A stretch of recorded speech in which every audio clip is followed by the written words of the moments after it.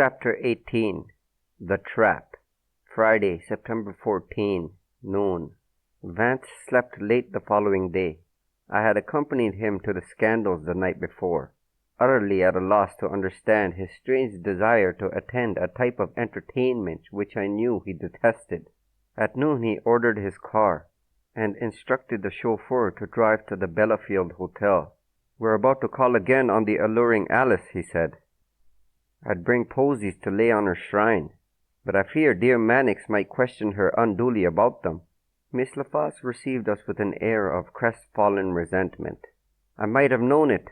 She nodded her head with sneering perception. "I suppose you've come to tell me the cops found out about me without the slightest assistance from you." Her disdain was almost magnificent. "Did you bring 'em with you? A swell guy you are, but it's my own fault for being a damn fool." Vance waited unmoved until she had finished her contemptuous tirade. Then he bowed pleasantly. "Really, you know, I merely dropped in to pay my respects, and to tell you that the police have turned in their report of Miss Odell's acquaintances, and that your name was not mentioned in it. You seemed a little worried yesterday on that score, and it occurred to me I could set your mind wholly at ease." The vigilance of her attitude relaxed. "Is that straight? My God, I don't know what would happen if Louis'd find out I'd been blabbing. I'm sure he won't find out, unless you choose to tell him. Won't you be generous and ask me to sit down a moment? Of course, I'm sorry. I'm just having my coffee. Please join me." She rang for 2 extra services. Vance had drunk 2 cups of coffee less than half an hour before, and I marveled at his enthusiasm for this atrocious hotel beverage. "I was a belated spectator of the scandals last night," he remarked in a negligent, conversational tone. "I missed the review earlier in the season. How is it you yourself were so late in seeing it?" "I've been so busy," she confided.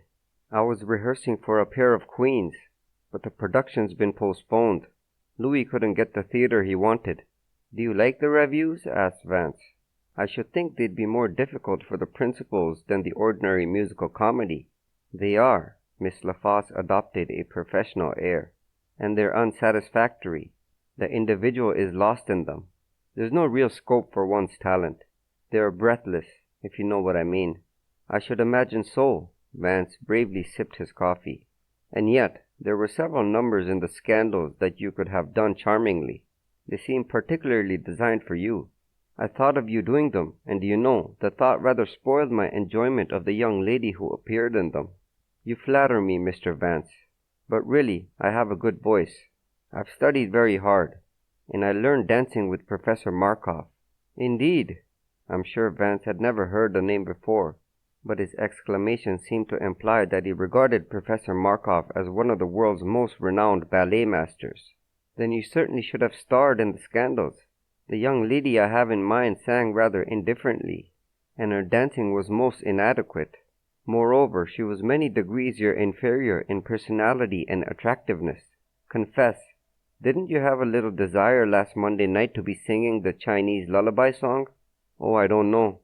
Miss La Fosse carefully considered the suggestion. "They kept the lights awfully low, and I don't look so well in cerise. But the costumes were adorable, weren't they?" "Oh, you certainly would have been adorable. What color are you partial to?" "I love the orchid shades," she told him enthusiastically, "though I don't look bad at all in turquoise blue. But an artist told me I should always wear white. He wanted to paint my portrait, but the gentleman I was engaged to then didn't like him." Vance regarded her appraisingly. "I think your artist friend was right. And you know, the St. Moritz scene in the scandals would have suited you perfectly. The little brunette who sang the snow song, all in white, was delightful. But really now, she should have had golden hair. Dusky beauties belong to the southern climes, and she impressed me as lacking the sparkle and vitality of a Swiss resort in midwinter. You could have supplied those qualities admirably." "Yes, I'd have liked that better than the Chinese number, I think. White fox is my favorite fur, too. But, even so, in a revue you're on in one number and off in another. When it's all over, you're forgotten." She sighed unhappily.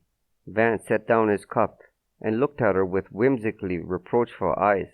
After a moment he said, "My dear, why did you fib to me about the time Mr. Mannix returned to you last Monday night? It wasn't a bit nice of you." "What do you mean?" Miss La Fosse exclaimed in frightened indignation, drawing herself up in an attitude of withering hauteur. "You see," exclaimed Vance, "the St. Moritz scene of the scandals doesn't go on until nearly 11, and it closes the bill. So you couldn't possibly have seen it and also received Mr. Mannix here at 10:30. Come, what time did he arrive here Monday night?" The girl flushed angrily. "You're pretty slick, aren't you? You should have been a cop." "Well, what if I didn't get home till after the show? Any crime in that?" "None whatever," answered Vance mildly. "Only a little breach of good faith in telling me you came home early." He bent forward earnestly. "I'm not here to make you trouble. On the contrary, I'd like to protect you from any distress or bother. You see, if the police go nosing round, they may run onto you. But if I'm able to give the district attorney accurate information about certain things connected with Monday night, there'll be no danger of the police being sent to look for you." Miss La Fosse's eyes grew suddenly hard and her brow crinkled with determination. "Listen, I haven't got anything to hide, and neither has Louis.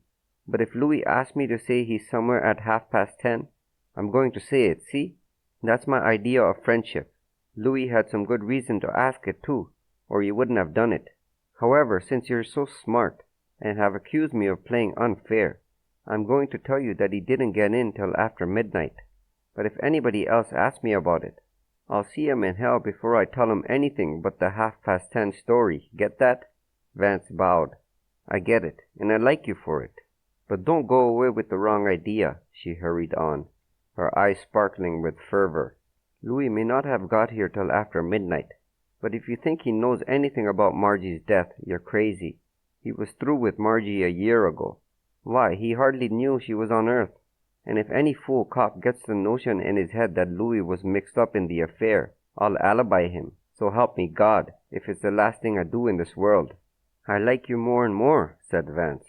And when she gave him her hand at parting, he lifted it to his lips. As we rode downtown, Vance was thoughtful. We were nearly to the Criminal Courts building before he spoke. "The primitive Alice rather appeals to me," he said. "She's much too good for the oleaginous Mannix. Women are shrewd and so gullible. A woman can read a man with almost magical insight. But, on the other hand, she is inexpressibly blind when it comes to her man. Witness sweet Alice's faith in Mannix. He probably told her he was slaving at the office Monday night. Naturally, she doesn't believe it. But she knows, mind you, that her Louis just couldn't have been concerned in the Canary's death. Ah, well, let us hope she's right and that Mannix is not apprehended, at least not until her show is financed. My word, if this being a detective involves many more reviews, I shall have to resign. Thank heaven, though, the lady didn't attend the cinema Monday night." When we arrived at the district attorney's office, we found Heath and Markham in consultation. Markham had a pad before him, several pages of which were covered with tabulated and annotated entries. A cloud of cigar smoke enveloped him. Heath sat facing him, his elbows on the table, his chin resting in his hands. He looked pugnacious but disconsolate. "I'm going over the case with the sergeant," Markham explained, with a brief glance in our direction. "We're trying to get all the salient points down in some kind of order, to see if there are any connecting links we've overlooked. I've told the sergeant about the doctor's infatuation and his threats, and of the failure of Traffic Officer Phipps to identify Cleaver. But the more we learn, the worse, apparently, the jumble grows." He picked up the sheets of paper and fastened them together with a clip. "The truth is, we haven't any real evidence against anybody. There are suspicious circumstances connected with Skeel and Dr. Lindquist and Cleaver. And our interview with Mannix didn't precisely allay suspicions in his direction either. But when we come right down to it, what's the situation? We've got some fingerprints of Skeel, which might have been made late Monday afternoon. Dr. Lindquist goes berserk when we ask him where he was Monday night, and then offers us a weak alibi. He admits his fatherly interest in the girl, whereas he's really in love with her. A perfectly natural bit of mendacity. Cleaver lent his car to his brother and lied about it, so that I'd think that he was in Boonton Monday at midnight. And Mannix gives us a number of shifty answers to our questions concerning his relations with the girl. Not an embarrassment of riches. I wouldn't say your information was exactly negligent, observed Vance, taking a chair beside the sergeant. It may all prove devilish valuable if only it could be put together properly. The difficulty, it appears to me, is that certain parts of the puzzle are missing. Find them, and I'll warrant everything will fit beautifully, like a mosaic. Easy enough to say find them, grumbled Markham. The trouble is to know where to look. Heath relighted his dead cigar and made an impatient gesture. You can't get away from Skeel. He's the boy that did it, and if it wasn't for the Abe Rubin, I'd sweat the truth out of him. And by the way, Mr. Vance, he had his own private key to the Odell apartment, all right. He glanced at Markham hesitantly. I don't want to look as if I was criticizing, sir, but I got a feeling we're wasting time chasing after these gentlemen friends of Odell, Cleaver and Mannix, and this here doctor. You may be right. Markham seemed inclined to agree with him. However, I'd like to know why Lindquist acted the way he did. Well, that might help some, Heath compromised. If the doc was so far gone on Odell as to threaten to shoot her, and if he went off his head when you asked him to alibi himself, maybe he could tell us something. Why not throw a little scare into him? His record ain't any too good anyway. An excellent idea, chimed in Vance. Markham looked up sharply. Then he consulted his appointment book. I'm fairly free this afternoon, so suppose you bring him down here, Sergeant. Get a subpoena if you have to, only see that he comes, and make it as soon after lunch as you can. He tapped on the desk irritably. If I don't do anything else, I'm going to eliminate some of this human flotsam that's cluttering up the case, and Lindquist is as good as any to start with. I'll either develop these various suspicious circumstances into something workable, or I'll root them up. Then we'll see where we stand. Heath shook hands pessimistically and went out. Poor hapless man, sighed Vance, looking after him. He giveth way to all the pangs and fury of despair. And so would you, snapped Markham, if the newspapers were butchering you for a political holiday. By the way, weren't you to be at Harbinger of Glad Tidings this noon, or something of the sort? I believe I did hold out some such hope. Vance sat looking meditatively out of the window for several minutes. Markham, this fellow Mannix lures me like a magnet. He irks and wearites me. He infests my slumbers. He's the raven on my bust of Pallas. He plagues me like a banshee. Does this Jeremiah come under the head of Tidings? I shan't rest peacefully, pursued Vance, until I know where Louis the Furrier was between 11 o'clock and midnight Monday. He was somewhere he shouldn't have been, and you, Markham, must find out. Please make Mannix the second offensive in your assault upon the flotsam. He'll parley with the right amount of pressure. Be brutal, old dear. Let him think you suspect him of the throttling. Ask him about the fur model. What's her name? Frisbee. He stopped short and knit his brows. My eye, oh my eye, I wonder. Yes, Markham. You must question him about the fur model. Ask him when he saw her last, and try to look wise and mysterious when you're doing it. See here, Vance, Markham was exasperated. You've been harping on Mannix for 3 days. What's keeping your nose to that scent? Intuition, sheer intuition. My psychic temperament, don't you know? I'd believe that if I hadn't known you for 15 years. Markham inspected him shrewdly, then shrugged his shoulders. I'll have Mannix on the tapis when I'm through with this Lindquist.